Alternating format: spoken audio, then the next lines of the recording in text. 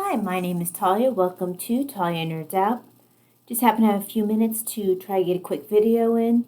Just happen to be in this location again, so I'm just going to go ahead and get started. First of all, this isn't necessarily in any particular order, but I finished the Peter Falk memoir. I think the mark is memoir. Okay, the mark is not a biography. Just one more thing. I think I mentioned last time that this is really all over the place. I'm not sure if I would personally call it a, straightforward autobiography. Usually with an autobiography, I think of some sort of cohesive story, for lack of a better term. And Falk already admits in the book he's kind of going to do time jumps, and it's just going to be, he places things where he feels like it. That being said, it is a quick, enjoyable read. Not really too much I can say about it. Simply, if you want a quick read that you can catch a chapter here, chapter there, the chapters aren't very long and they're entertaining. He also is an artist. Let me bring up some of his art here. I'll do this one. Here's a page that focuses a little bit on his art. So he does draw. That was something I wasn't familiar with his artistic skill, which is kind of cool to see. But yeah, just an entertaining book. Kind of reminds me at points a little bit when Suchet talks about how people will approach him as Poirot and talk about how Poirot is so important to them. Falk got some of that, or gets some of that, with Columbo, which is kind of cool when a character has that much of an influence. I think it was, let's see which place it was. There, stopped, and I wish I could, here we go. He got stopped by,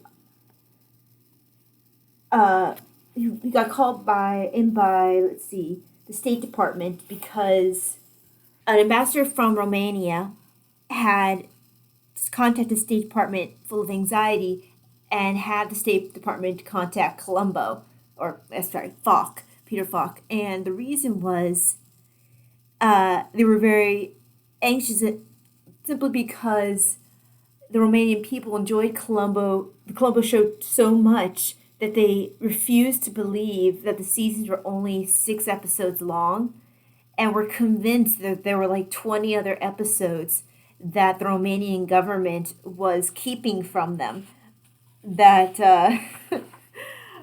that there were some sort of quotas, and they were getting really upset. So they had Falk come in, and they had cue cards with the messages written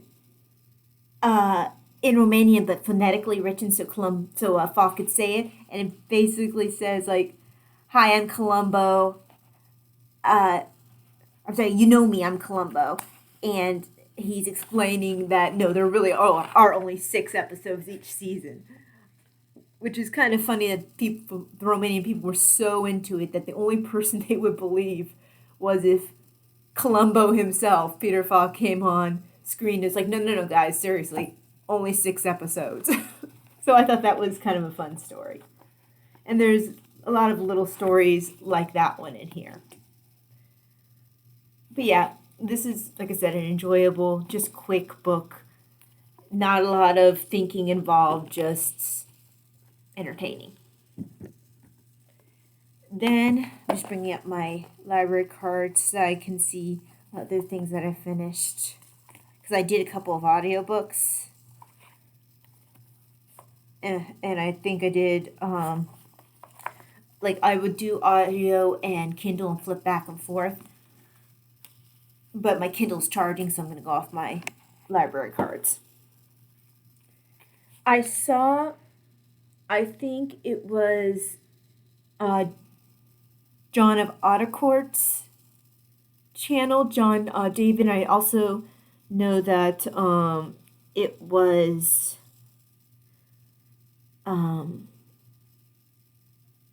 Fiddlesticks. Why am I forgetting? Name, I just literally saw it on, come across my thing on Discord. Book Time with Elvis. So Book Time with Elvis and either John of Audincourt or Richard of Audincourt. Anyway, it's John David's channel is the other one. They were doing a read along for the Saga of the Volsungs, and that sounded like a cool break from all the heavier reading I've been doing, especially since I've been having trouble focusing. So I ended up doing the one that they were doing, which was the translation by Jackson Crawford that also had the Saga of Ragnar Lothbrok attached to it. Now, he's also the narrator for the audiobook, so I did go with that version. Honestly, I read it from the Kindle every once in a while, but I enjoyed him so much as a reader that I mostly listened to it. And I've always enjoyed the Nordic mythology, so this was definitely enjoyable. Not much to say about it other than the fact that, I mean, you have memorable characters. Jackson does mention at the beginning that Nordic mythology, it's I'm not sure if it's completely unique, but he said it was unique insofar as, or an important aspect that you would notice in the Nordic mythology is quite a few main plot points are driven forward by female characters like Brunhild, which is kind of cool. And actually, that whole story with Brunhild is strongly influenced by the female characters, and I can't currently pull out some of the other names, even though the stories stick in your head, even if the names don't always do so. But yeah, I really enjoyed the stories. I really just, yeah, I recommend the Saga of the Volsungs. There's not a whole lot to say about it other than it's just an enjoyable it's just an enjoyable mythological stories or mythos. It is interestingly when you look on Goodreads and Storygraph, it's marked as nonfiction / religion. So when I looked for the Dewey Decimal Code, because I added to all my library cards, I went with 293, which was religion Germanic, I believe, and that did include the Scandinavian / Nordic mythology. So that was interesting to note that in both Goodreads and Storygraph, they marked it down as history / religion. I found it particularly interesting for Saga of the Volsungs because much more than Greek mythology to a certain extent, there's more focus on the heroic characters, even though they aren't like part god like Hercules. They focus much more on the heroes like the Volsungs. You will see Odin pop in and out, but the focus isn't on Odin. It's not like the other side of the Norse mythology where it's more focused on Ragnarok and Loki and Thor. The Saga of the Volsungs is more like if you're reading about Odysseus, except far less involvement of the deities. Odin will come in at key moments, but he's not as strongly involved in the Saga of the Volsungs as the gods are in Odysseus' story, for example. So I found that to be an interesting difference. Continuing along with the, I already talked about this one. Let me put that away.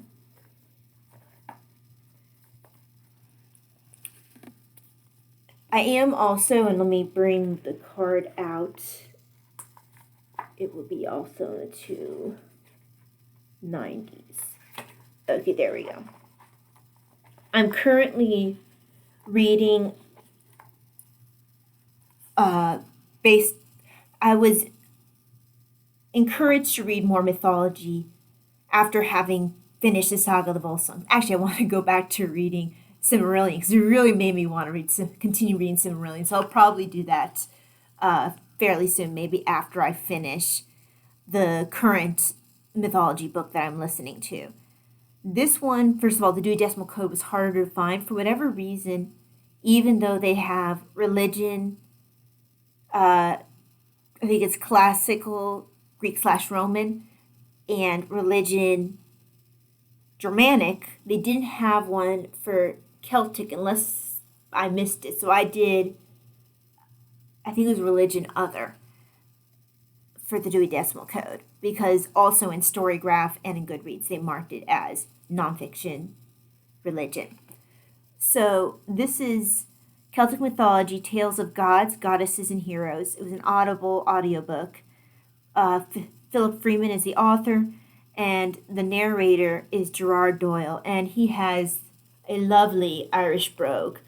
Now, I have to read along with the Kindle while I'm listening because the names are so challenging, the Irish names, and I love listening to the brogue, and it's part of the charm. But if I didn't read along, I would probably be really lost. So I'm reading and listening at the same time. And I tend to forget how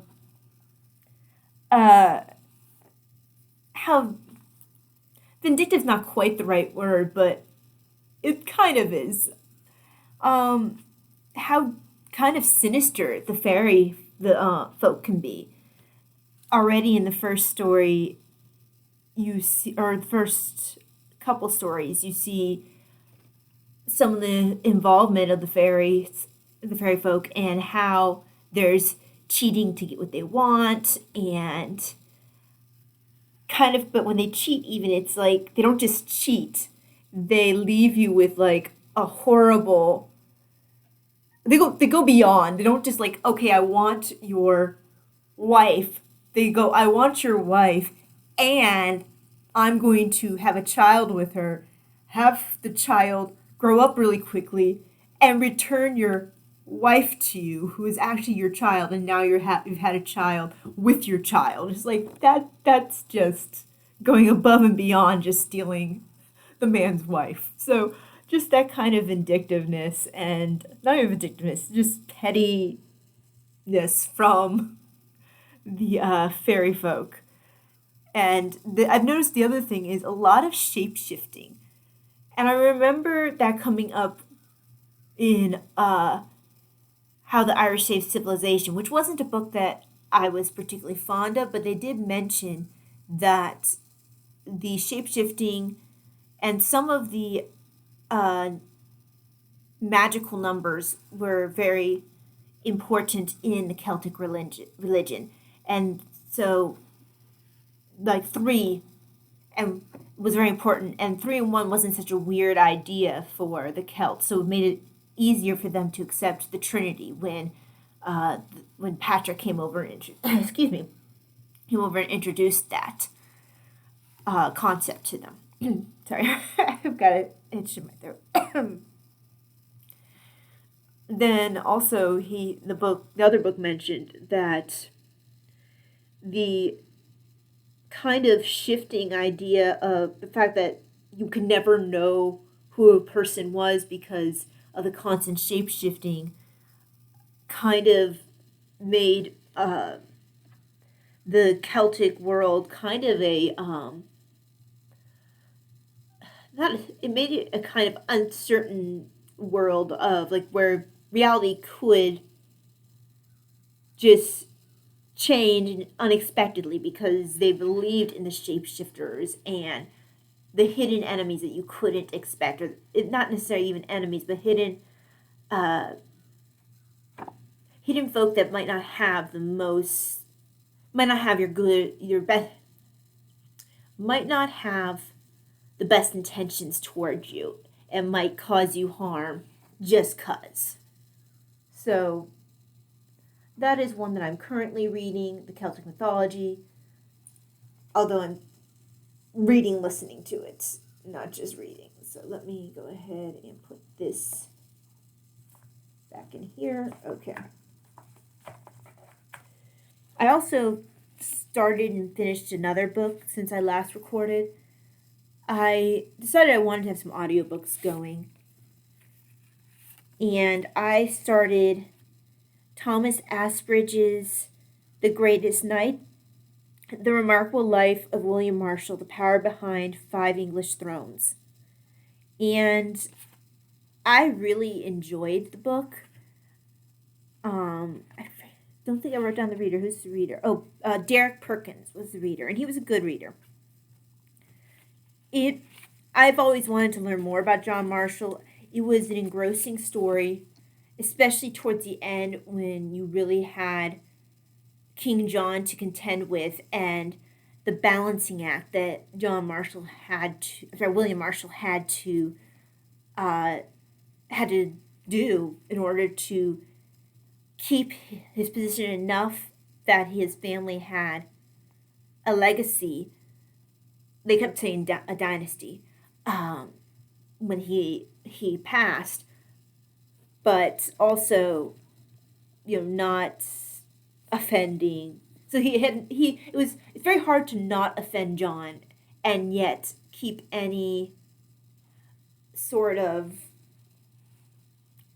lands and prop. John was just so easy to offend.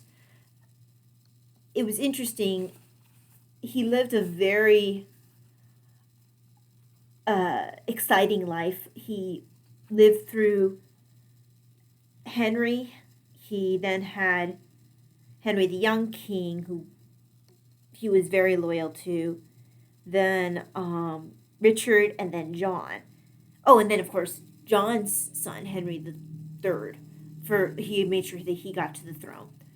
So it was very cool to watch how his career progressed through that whole family timeline, because he was quite old, especially for the time when he died, and he was still going in the field and fighting in his 70s, which back then was something else.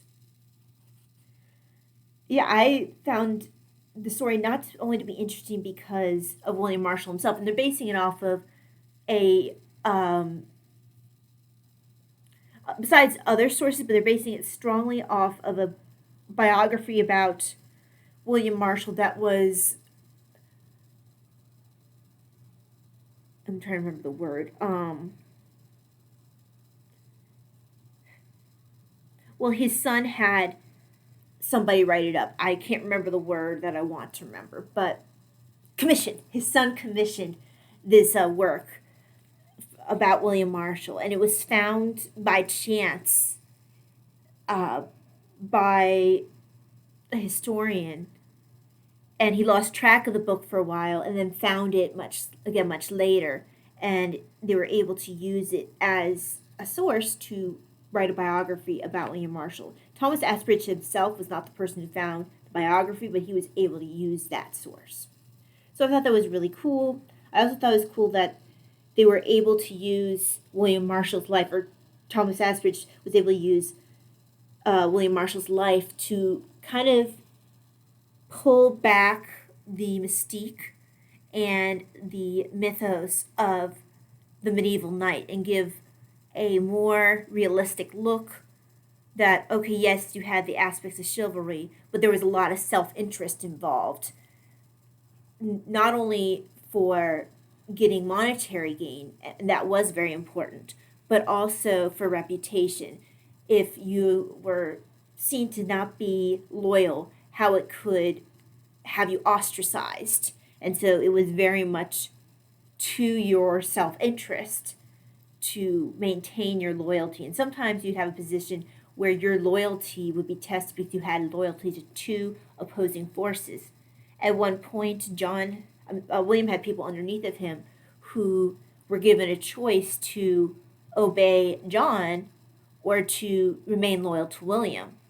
And the ones who remained loyal to William uh, maintained a good reputation after the confrontation was over, whereas the ones who had betrayed him were ostracized and treated like a pariah later. So it was a very interesting look into knightly culture via the life of William Marshall. Especially since William Marshall was a knight for such a long period of time, you got to see how the concept changed through the period of his life. Then, okay, there we go. That leads into very nicely, I'm going to reach over here. I wasn't going to mention this, but I started off by listening to it, but I'm going to flip back and forth. Now, I really like the reader for this book, and the writing is rather small. I've been meaning to read this for a while, and I thought I had the Kindle book, but I actually had the physical. Because I was planning on flipping back and forth from Kindle and having the syncing between the Audible and Kindle, take care of where I'm at. I'll just have to pay attention. I've had this book for a long time. It's Mark Morris's A Great and Terrible King, Edward I and the Foraging of Britain. I've always been interested in Edward Longshanks, and I think he's also called Hammer of the Scots, if I remember correctly. It's been a long time since I've read about him. I first got interested in him when I read about his wife. I think it's Eleanor of Castile.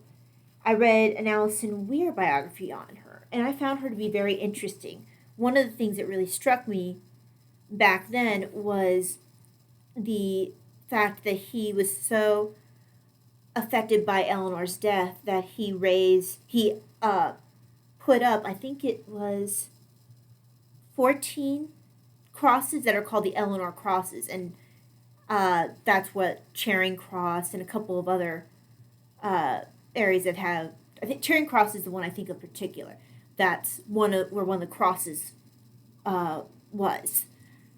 I actually designed a sock pattern based off the idea of a knit sock pattern based off the idea of the Eleanor crosses, because I found that to be very touching, and it was something that really struck me about his story. Now, his story is just a fascinating story. Anyway, he is John's grandson, so it falls very nicely after the William Marshall story.